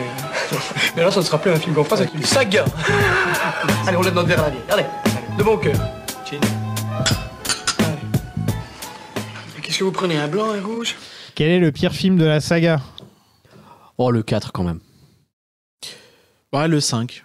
Ah ouais? Ouais, c'est discutable le 4 ou le 5, mais pour moi le 5 a plus d'actes manqués que le 4, tu vois. Ah, mais le 4, il fait vraiment sa live dans son coin. Et il est un peu plus oubliable, le 5. Ouais, le 4, il fait sa life, mais tu vois, j'aime bien un peu le délire des bateaux en bouteille ou des trucs comme ça. Je trouve qu'il y a des idées un peu marrantes. Les sirènes, pareil, c'était pas bête non plus, tu vois, mais... Oh, j'ai détesté. Ils en font rien, hein, mais je trouve qu'il y a plus d'idées que dans le 5, où c'est on n'a qu'à dire qu'il y a un artefact et puis il permet de tout arrêter. Ouais, j'avoue. Le 5, c'est un peu more of the same, comme on dit, quoi. C'est un peu la même chose que ce qu'on a déjà bouffé avant, sauf que c'est la version Wish, comme je disais tout à l'heure. Il me donne un peu de feels avec ses musiques, ses machins, tu vois. J'ai un petit peu le côté doudou, mais qui m'énerve. C'est vrai que j'ai pas parlé de qui a fait la musique du 5. C'est un des protégés de Hans Zimmer et il fait pas des très bons films. J'ai regardé un peu sa filmo. C'est pas le meilleur. C'est pas le meilleur de ses protégés. Okay. Bon. Quel est le pire personnage de la saga? Pire personnage? Oh, moi je vais parler du petit dernier là, le fils de Will. Hein. Ouais, je suis désolé, Henry, je m'en fous tellement. Henry, c'est quelque chose. Ah, c'est terrible. Ouais, c'est ça. Parce que si je regarde la trilogie originale, il y en a aucun, je me dis je l'aime pas. Donc, et le 4, je l'ai plus. Non, il y a des bons vraiment persos mémoire, hein, mais- dans la trilogie originale. que oui. Sans déconner, il n'y a pas un seul perso. J'en jette pas. Hein, Non, il y a rien. mais Même genre le Beckett Commo- est très bien. mais ouais, non, ils sont- le Commodore, et- machin, ils sont cool quoi. Enfin, non, ça marche très bien. Mais c'est pour ça qu'ils ont tant de mal à créer autre chose derrière, c'est que en fait ces personnages ils ont tellement une cote de popularité Bah ouais. que tu te dis on est obligé de les ramener un petit peu, au Tu moins me une fais partie revenir d'entre Beckett, eux. je suis heureux quoi. Bah oui, pourtant. Dès qu'il y a un anglais, on va se dire, oh, il est pas comme Beckett. C'est exactement Oui. ça. C'est vrai. Et là, du coup, ils sont. Enfin, là, il y a quelques anglais, là, on s'en fout, c'est terrible. Ah oui, ça bouge va pas. rien, je sais même pas s'ils disent un mot. Il y en a un, à un moment donné, il court et il est un peu vénère parce que Jack Sparrow il s'en va et il fait les sourcils un peu froncés comme ça. I'm British. Quel est le meilleur capitaine? Je suis Team Barbossa. Moi aussi, je suis Team Barbossa. Ouais, Barbossa, je pense. hein. Aïe, aïe, aïe, aïe. Personne dit Jack Sparrow, c'est quand même chaud. Alors il y a quelques années on aurait peut-être dit, mais il y a peut-être Non, mais un truc. en vrai, il faut savoir séparer le Sparrow de l'artiste. hein. déjà. C'est vrai qu'il faisait du bon pain, j'avais oublié. Non, mais après, faut être très honnête, il est pas bon capitaine. Enfin, il s'engueule avec son équipage. Non, tout non, le je temps. parle quel est le meilleur personnage parmi les capitaines. Oui, d'accord, mais même, enfin, moi, j'ai pas envie de le. Moi, je le vois, il me fait marrer tout ce que tu veux, tu vois. Mais ce qui transpire en tant que personnage, c'est pas que c'est un. C'est un gros égoïste, Jack Sparrow. Ouais. C'est vrai qu'on n'en parle pas souvent, Bah mais oui. il hésite pas à abandonner n'importe qui. C'est ça. Et avec son bah truc après- de j'ai toujours un plan, mais en fait, il improvise, on sait pas trop. Ce qui est rigolo, mais. Bah, ça lui donne une mythologie, un Mais- truc. C'est un style Sparrow, tu vois. Bon, je vais Oui. dire Jack Sparrow pour qu'il soit cité. Au Allez. moins, voilà. c'est bien joué. Parce que sans Jack Sparrow, la saga n'existe pas. Ça, c'est un beau Je sacrifice. suis d'accord. C'est vrai en plus, Enfin, c'est vrai. C'est vrai. Tu fais un film avec Barbossa en tant que personnage principal, c'est pas pareil. Hein, je veux dire. On adore Barbossa, mais enfin, Bah, c'est pas la même chose. Ouais. voilà. Il y a un mec qui a Après- réussi à porter le truc à bout de bras. Après, il a son humour un peu pas sans rire quand même qui me détruit à chaque fois. hein. Oui, mais comme je disais, il fait plus pirate classique. Ouais, Alors c'est que ça. Depp a été vraiment te créer un mythe, quoi. Enfin, Ouais. il a été te créer un. C'est un pirate totalement anachronique. C'est lui qui te fait rentrer dans un univers qui a eu tant de mal à trouver des films de piraterie qui ont marché. Il y en a pas eu tant que ça, même des univers. Il y en a pas eu. Et c'est le personnage de Sparrow auquel tu arrives à plus te rapprocher. Alors pas jusqu'au bout, mais parce qu'il a ce côté très très moderne en fait dans son écriture et très anachronique. Tu vois, quand il se met du paprika sous les aisselles ou des trucs comme ça, c'est Incroyable. formidable. C'est incroyable cette scène. C'est vrai que quand tu réfléchis, c'est pourquoi est-ce qu'il l'utilise comme du déo, quoi. Il utilise ça comme du déodorant. Je pense à C'est lui à génial. chaque fois que je fous du paprika dans un plat, c'est terrible. Meilleur bateau. L'intrépide, le plus rapide. Il est beau l'intrépide. donc C'est un J'ai- beau bateau. J'ai un petit King hollandais volant. Hollandais volant. Ouais, j'avoue. Ouais, le Black Pearl. Black Pearl, il est stylé, Black bien Pearl, sûr, il est fou. toujours. C'est le vrai bateau pirate. Oui. Noir, Oui. tout noir. Il y a même le vrai logo pirate, quoi. Mhm. Celui Ouais. auquel on pense. La perle noire, La en perle- québécois. La perle noire. La perle noire. Meilleure scène d'action. Ah.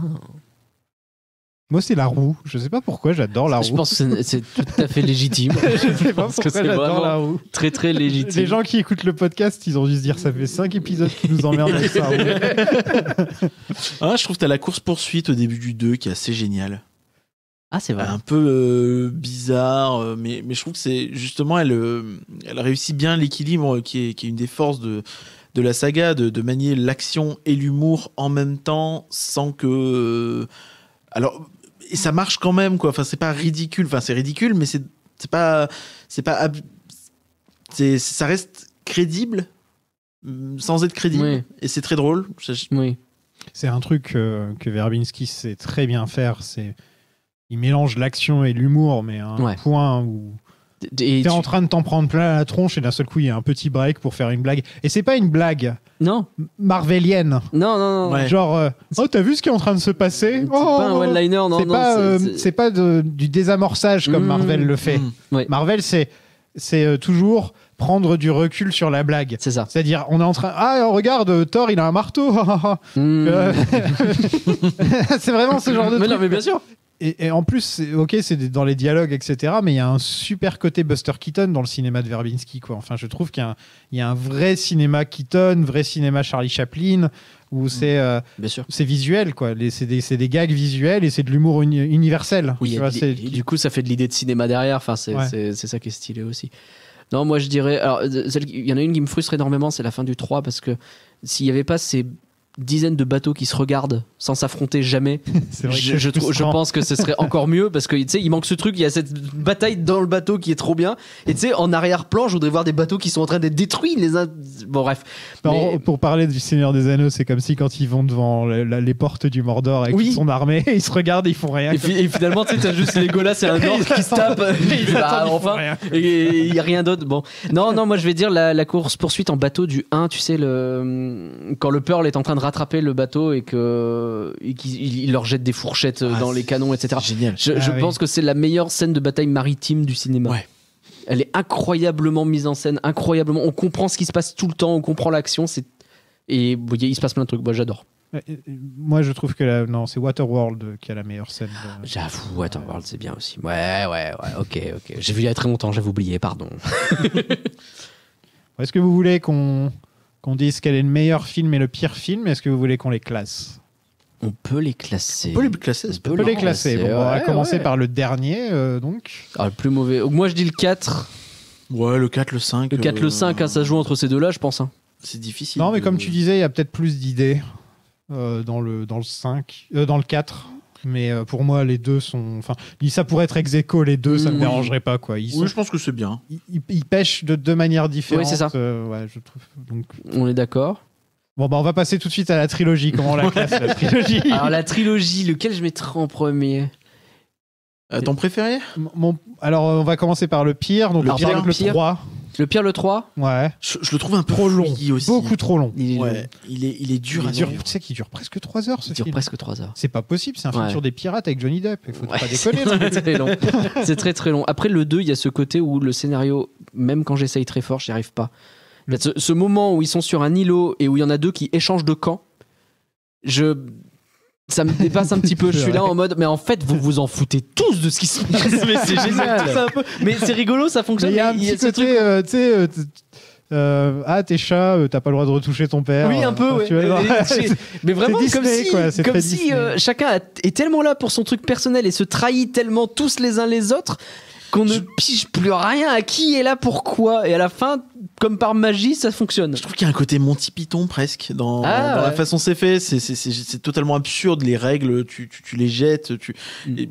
C'est ça qui est génial. Enfin, c'est que c'est un film où tu te dis, finalement, la fin, on s'en fout un peu, quoi. C'est juste qu'ils en font de l'histoire qui est drôle. Il a de l'humour anglais, ce film. Ouais. Mais je suis OK pour mettre le 3 en moins bien de la trilogie. Le 3, car trop long. Ouais, ça me choque pas. Le 2... En fait, le problème, c'est que le premier, classique, un film quasi parfait pour ce qu'il essaie de faire, quoi. C'est ça. Je veux dire, il n'y a rien acheté. Le 2, t'as Davy Jones. Qui remonte un peu le... Jones qui est incroyable. Voilà. Les scènes du Kraken. Mais t'as pas Barbossa. Donc, mais en même temps, t'as la scène à la fin de Barbossa qui est super cool. Qui est trop... J'étais en lévitation au cinéma. Je suis ressorti de là, j'ai fait ça s'est arrêté. Pourquoi maintenant? C'est maintenant que ça devient. Donc moi, je vais dire que mon préféré, c'est le 2. Ouais, quand même. Ouais. D'accord. Mais c'est la scène de la roue, ça. Exactement. Et pourtant, j'ai trouvé que lui aussi, il aurait pu être un peu plus court, le 2. Le 2 et le 3, c'est abusé comme ils sont longs. C'est vraiment... Ouais. Le 2 avec la petite musique au début, des pirates qui se réveillent, machin. Ouais, c'est génial. Ouais, non, c'est trop bien. Ouais. Non, en vrai, le génial. 2, il est c'est trop difficile. Moi, j'ai un truc, c'est que le premier, c'est celui qui rend le plus hommage à l'attraction et je suis un connard. Ouais. Ah, bah oui. Je suis désolé, j'ai ce défaut où c'est le film doudou, pour moi, c'est le premier. Et en même temps, c'est un film... Tu vas me dire c'est le meilleur, je vais pas te faire comment oses-tu. Non, mais l'attaque de Port-Royal au début, elle est fabuleuse. L'arrivée de Jack Sparrow. C'est une des meilleures arrivées de l'histoire du cinéma. Je suis d'accord. Essaye de le regarder en québécois. Ça te procure encore plus de sensations. Port-Royal. Ah ouais, non, c'est... Les deux premiers sont vraiment exceptionnels. Le 3, légèrement... Donc les deux derniers sont ex aequo et les deux premiers sont ex aequo, comme ça tout le monde est... Le classement un peu pisse-froid. Il y a le 3 au milieu. Il est très bien, le 3. Il est très bien, pas de problème. Il est au-dessus de la ligne de flottaison. Largement.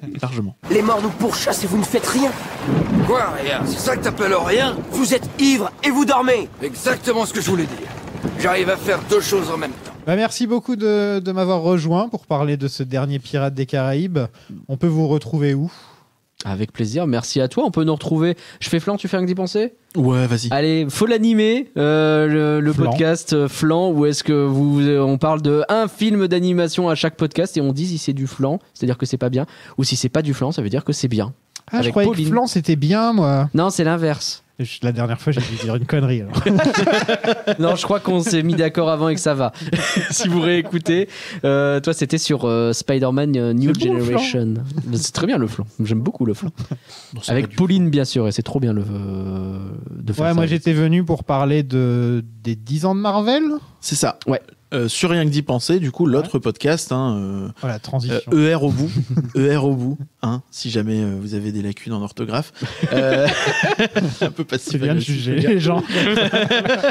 Et ça se trouve, non seulement ils sont fans de Johnny Depp et en plus tu les insultes comme ça. Alors, là, c'est fini, on va avoir plein de messages d'insultes. J'ai déjà eu des problèmes en plus. Et non, ouais, nous on parle de principalement Disney, parc d'attractions et Disneyland Paris, en gros, c'est les 3 sujets du podcast. Ça, des fois, ça change. Des fois, ça parlera pas du tout de Disney. Des fois, si. Et des fois, ça parlera même assez peu de parcs. C'est rare, mais ça peut arriver. Et moi, la semaine dernière, j'ai tiré au sort la prochaine saga, donc je vous laisse découvrir ça tout de suite, les amis. Avant de se quitter, on va faire un truc, c'est qu'on est à l'avant-dernier film de la saga, donc c'est l'heure de tirer au sort la prochaine saga. Quel suspense. Laquelle de vous deux veut tirer au sort ? Vous allez vous battre. Tu veux ? Je vais mettre un couteau. Moi, au je milieu. te laisse l'honneur. La main innocente. Alors. Ouais. Vas-y. Et la prochaine saga sera... T'imagines si je tire Fast and Furious, ça serait énorme. Non, Ce serait trop c'est- cool. on va Tu tireras pas Riddick puisque quelqu'un ne l'a pas mis dans le chat.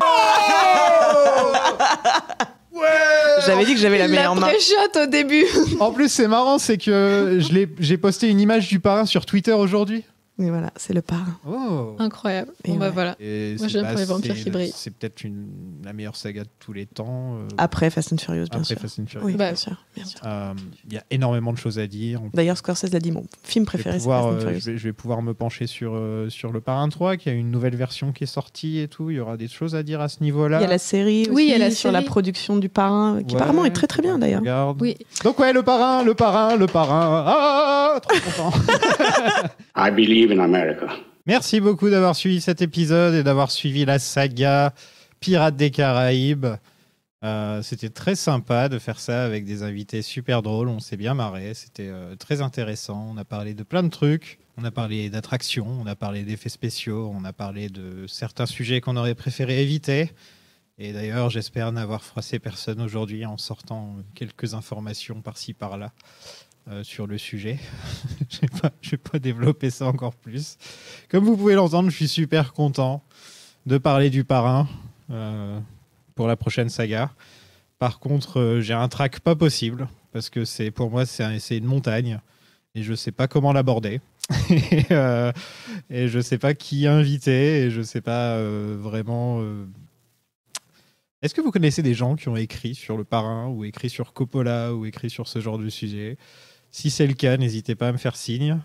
Donc c'est possible que je mette un peu plus de temps à faire ces épisodes sur le parrain parce que j'ai envie de bien les faire. Et parfois de faire les choses de manière hebdomadaire, c'est un peu compliqué quand on veut vraiment bien faire les choses. Donc je verrai, je vais voir, je vous dirai le programme en tout cas. Un grand merci aux Barberousse, Béa et Barbara, à Aurel Jones, à Gérard de la Perle Noire, à Rémi Barbossa, Mehdi LeChuck, Luna Sparrow, Yann Haddock, Rakam Le Seb, Long John Sébastien, Romain Albator, Le Cœur de l'Océan, Steamboat Lizzie, Michel Tripwood, Louis Maltese, Monsieur Damien Mouche, Claire Crochet, Aurélien Flint et le capitaine Alexis, bien sûr. Si vous voulez les rejoindre, c'est sur Patreon, patreon.com/plan-séquence, où il y a plein d'épisodes bonus. Et en plus, ça me permet de mettre un peu de bouffe dans le frigo. Et j'ai un podcast solo que je fais que sur le Patreon, où j'ai parlé de choses comme Rings of Power, par exemple. Pour Pirates des Caraïbes, il y a eu un épisode bonus sur Master and Commander. Je pense que je vais proposer plein d'autres trucs là à venir sur le Patreon. Donc, en plus, il y a bientôt 200 personnes, et au bout de 200 personnes, on fera Le Seigneur des Anneaux et Le Hobbit. Là aussi, ça va être une grande montagne. Mais en tout cas, on est bientôt arrivé à 200. Donc si vous voulez rejoindre pour qu'on fasse un jour le Seigneur des Anneaux, n'hésitez pas. En plus, vous aurez des dizaines et des dizaines et des dizaines, voire plus, d'épisodes à écouter qui sont exclusifs au Patreon. Si vous voulez me dire ce que vous avez pensé des épisodes ou tout simplement me dire ce que vous pensez de la saga Pirates des Caraïbes ou du Parrain, par exemple, je suis disponible sur @lasagapod sur Twitter. Sinon, il y a un Discord. Et aussi, vous pouvez laisser des messages et des 5 étoiles sur Apple Podcast ou sur Spotify. Ça fait toujours plaisir. Dans le prochain épisode, je vous parlerai d'Il Padrino.